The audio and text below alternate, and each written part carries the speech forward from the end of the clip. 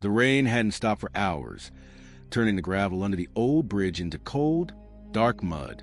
Malik adjusted his coat collar, breath trembling as he stared at the faded memorial tucked beneath the bridge pillars, a place he visited every month, hoping the ache in his chest would dull. It never did, but tonight, something changed, because a tiny voice behind him whispered, "Sir, I saw them near here, the people you're looking for." Malik froze. He turned slowly. Standing a few feet away was a thin black girl, no older than 11. Wet braids clung to her cheeks, her oversized hoodie soaked straight through. Her shoes were mismatched, her hands trembling, but her eyes were steady. "I'm not lying," she whispered again. "I saw them, 2 of them, near the old bridge last night." Malik's heart stuttered. No one knew he came here. No one should have known what he'd lost. Before he could speak, a sharp voice snapped through the rain. "Hey, you again?" The old bridge keeper stormed out of the metal shed, red-faced, boots splashing in puddles. "Girl, how many times do I tell you beggars? You're not welcome here." The girl stepped back fast, arms wrapping around herself. "I wasn't begging," she murmured. "I was just lying, as usual." The man jabbed a finger at her. "You street kids show up, make up stories to get pity money. Leave before I call the police." Malik stepped forward. She wasn't doing anything. The man scoffed. "Please, sir, she plays this game with everyone. Last week it was a lost sister. Week before, a kidnapped aunt." He pointed again. "She's trouble, I'm telling you." The girl shook her head, voice cracking. "I swear, I'm telling the truth. I saw them, the 2 people you visit for." Malik's breath caught. "Stop lying." The man snarled and grabbed her wrist.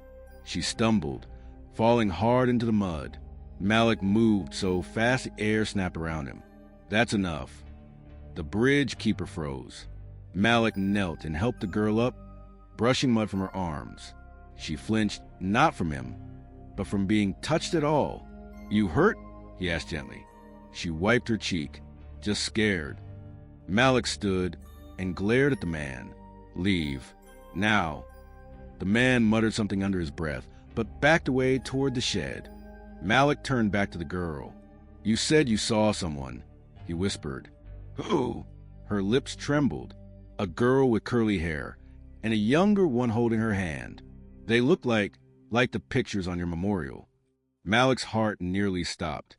If this already made your blood boil, tap like, and subscribe so you don't miss stories where justice finally wins. For a moment, the rain was the only sound under the old bridge, soft, cold, relentless. Malik stared at the little girl, trying to steady his breath. Something in her eyes felt too honest to ignore, too shaken to be a lie. "What's your name?" he asked quietly. She hesitated. "Imani." Malik nodded slowly. "Imani, tell me what you saw."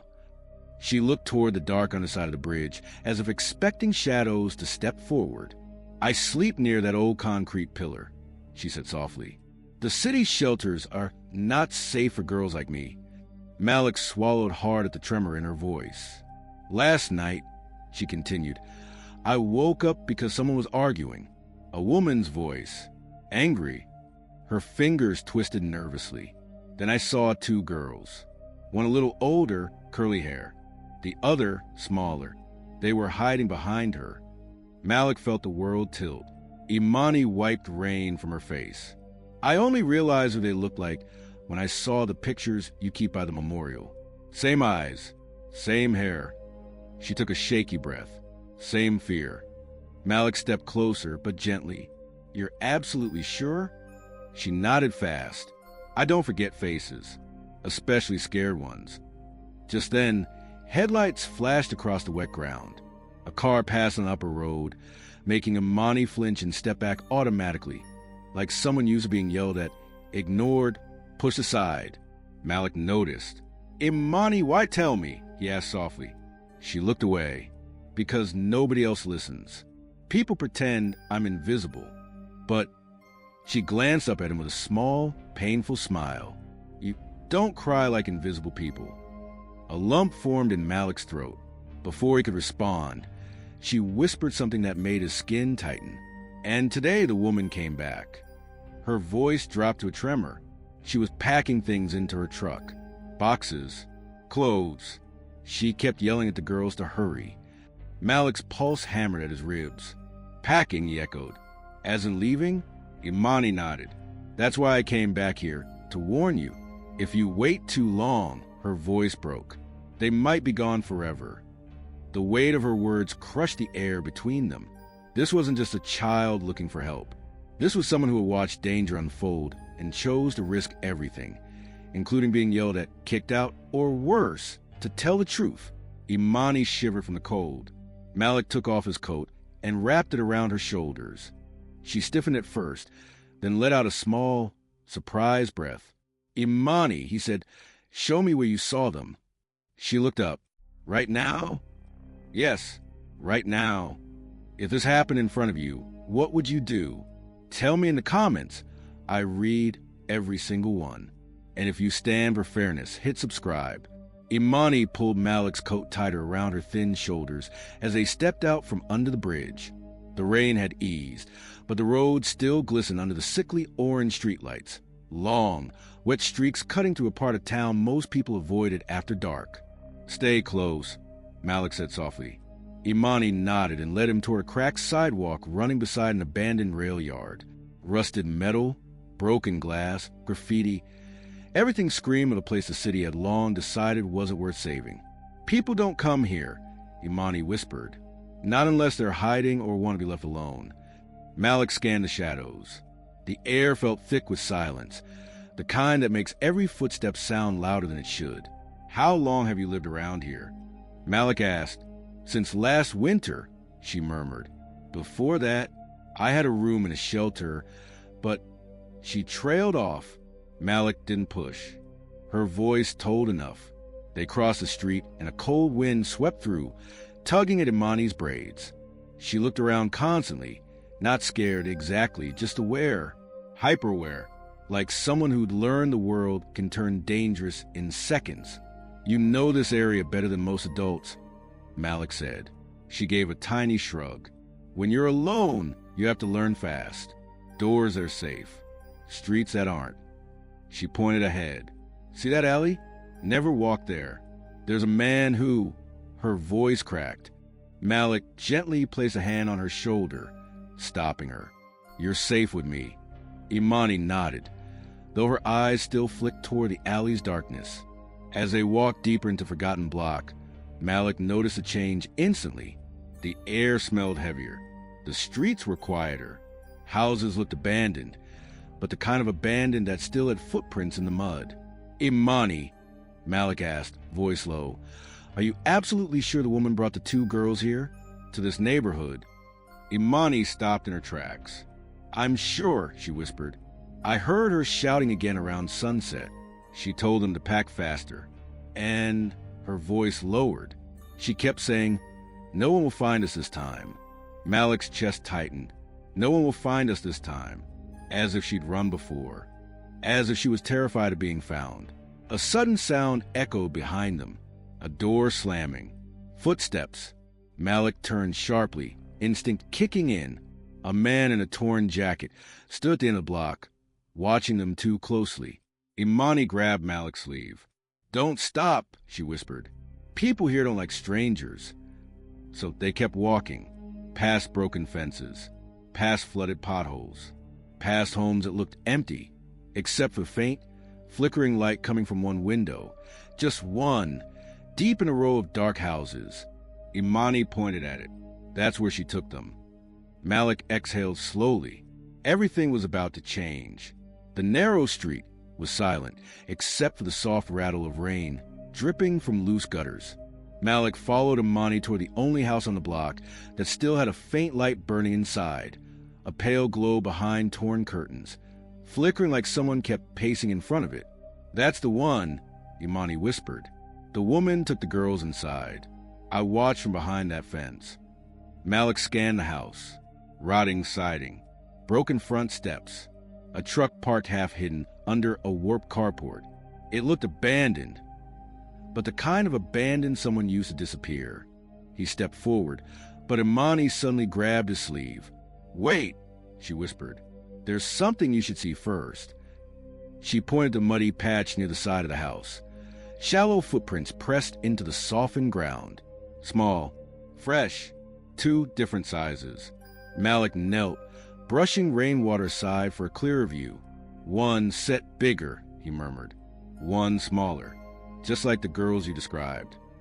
Imani nodded. "I followed the trail after they got out of the truck. They were holding hands. The smaller one kept dragging her foot like she was tired or scared." Malik's breath tightened. His heart told him he knew exactly which child dragged her foot when she was afraid. Imani swallowed. "There's more."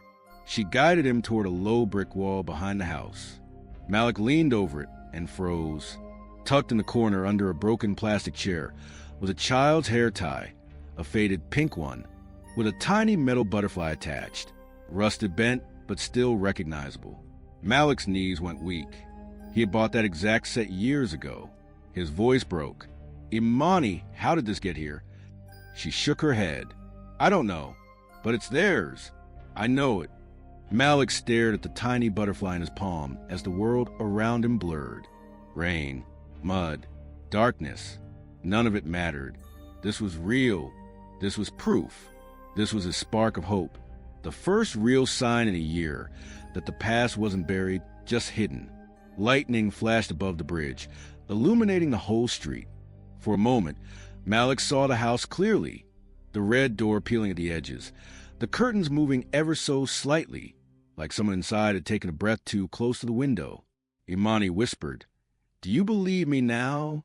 Malik closed his fist around the hair tie.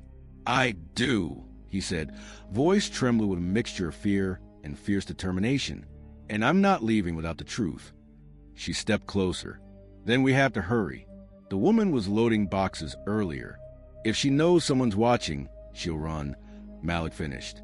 They stared at the house together. One man fueled by grief. One girl fueled by courage. Both about to face something that would change everything. If you believe talent can silence every insult, share this video.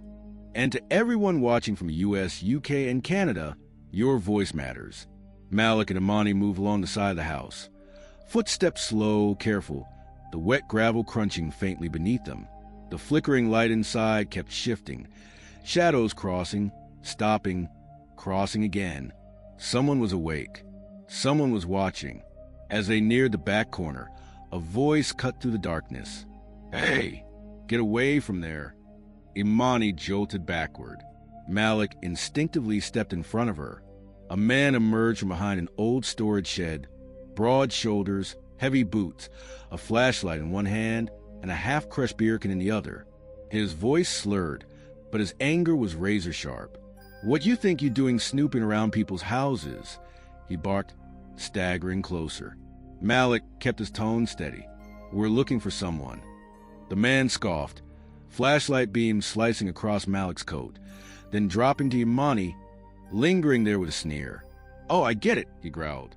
"You rich types always think you can wander around here like this ain't nobody's home. And you," he pointed the flashlight at Imani's face. "You back again? I told you rats like you ain't welcome." Imani tensed, shrinking behind Malik. "That's enough," Malik said sharply. "She's with me?" The man laughed, a cold, bitter sound. "With you? Please. You don't belong here either. People like you should stick to your fancy neighborhoods." His lip curled. "This area ain't for your kind." Malik felt his jaw clench. "My kind," he echoed. The man stepped closer, breath reeking of stale beer. "Yeah, folks who don't know when to mind their own damn business." Malik didn't flinch. "If there are children inside that house, I'm making it my business." For a moment, the man's eyes twitched, something like alarm flashing behind his drunken bravado. He blocked the path, widening his stance. "No one's inside but the owner," he spat. "Now turn around before I make you." Imani whispered, barely audible. "Malik, the woman doesn't like visitors." He's trying to protect her. Malik's voice dropped. "I'm not leaving." The man shoved Malik's shoulder once, testing him. Malik didn't move. He stepped closer instead, voice low and controlled. "If you lay one more finger on me or this girl, I swear." A sound cut him off. The back door slammed. All three turned. A silhouette appeared in the doorway. A woman's outline, hair messy, coat half-zipped, breathing fast as if she'd been running. Her voice cracked through the night. "Stop them. They know." The man lunged. Malik grabbed Imani's hand. Everything exploded into motion. Malik didn't wait for the man's second lunge. He pulled Imani with him and sprinted toward the far side of the house, boots slipping in the mud, rainwater splashing up their legs. The woman's panicked shout still echoed behind them. "Close the gate. Don't let them get around." Imani clung to Malik's hand, legs scrambling to keep up. "This way," she gasped. "There's a gap in the fence." They darted behind the house where the fence sagged inward, old wood rotted through. Malik crouched, helping Imani slip under, then followed, his coat catching on a nail but tearing free. They emerged into a narrow backyard, silent, except for the soft squeak of a rusty swing swaying in the wind. And then a sound, small, fragile, a whimper. Imani grabbed Malik's sleeve. "That's them." Malik stepped forward slowly, breath trembling. His heart was pounding, so loud it drowned the rain. He scanned the shadows between the broken shed and the overgrown thicket. And then he saw them. Two girls, huddled together behind the shed, arms wrapped tightly around each other. The older one, curly hair, mud on her forehead, shielded the smaller child with her entire body. The younger girl's foot dragged slightly in the dirt as she tried to shift closer. Just like Imani had said, Malik's breath shattered in his chest. He moved forward as if the ground beneath him had disappeared. "Emma?" he whispered. The older girl froze. The younger one looked up, eyes wide, trembling. "Daddy?" Her voice cracked like it was the first word she had spoken all day. Malik dropped to his knees, the impact sending a shock up his legs. But he didn't care. He held out his shaking hands. "It's me," he breathed. "It's really me." The older girl stared, confused, terrified, desperate, until something inside her broke free. She pulled her sister up. Then they ran. Emma collided into Malik's chest with force that knocked the breath out of him. The smaller girl followed, clutching his shirt, her fingers twisting into the fabric like she feared he might vanish if she let go. Malik wrapped his arms around both of them, head bowing, tears mixing with the rain. "I never stopped looking," he whispered, voice shaking. "I never stopped loving you. Not for a second." The older girl sobbed into his shoulder. The younger one whispered, "We were so scared." Imani stood back, hands over her mouth, eyes wet, not with fear this time, but relief. Behind them, the woman's furious shouts grew louder. The man's footsteps pounded closer. But Malik didn't let go. Not now. Not ever again. Malik held his daughters tighter as the footsteps behind the house grew louder. Emma's arms were locked around his neck. The younger girl pressed her face into his coat, shaking with every breath. He shifted just enough to shield both of them. Imani stepped beside him, small but resolute. "We have to move," she whispered. "They're coming." Malik nodded, lifting the smaller girl into his arms while Emma clung to his side. They followed Imani toward the broken gap in the fence. Malik guided Emma through, then ducked under with the little one still held close. Voices erupted behind them. "There they are." "Stop them." Malik didn't turn back. His only focus was the trembling children in his arms and the girl who had risked everything to bring him here. They slipped out onto the wet pavement, feet splashing as they ran down the narrow lane. By the time they reached the road, the shouting had faded. Malik finally slowed, breath ragged, chest tight. He set the younger girl gently on her feet, kneeling so he could see both of them clearly. Emma wiped her eyes. "Daddy, we thought you were gone." His voice cracked. "I thought the same about you." The younger girl reached for his hand again, her tiny fingers clinging as if they were the only anchor she had left. Malik kissed her forehead, then looked at Imani.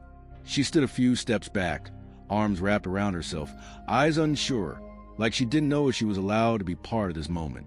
Malik stepped toward her. "Imani," he said softly, "you saved them." He paused. "You saved me." Imani blinked fast, her voice barely above a whisper. I just didn't want them to disappear. Not like other people. Malik shook his head. No, you were brave when everyone else ignored you. Emma walked up to Imani and took her hand. Thank you for helping Daddy find us. The younger girl copied her sister, reaching out shyly. Imani looked at their hands and hers, as if no one had ever held them gently before. A police siren echoed distantly. Someone must have called for help. Malik straightened, pulling Emma close with one arm and placing his coat around Imani's shoulders again. Come with us, he said. You're not staying out here another night. Imani hesitated. Really? People don't usually. Malik smiled, soft-tired, but full of gratitude he couldn't put into words. They do now. As they walked toward the headlights approaching the street, the rain finally stopped. The night fell quiet, and for the first time in a very long time, none of them were alone anymore.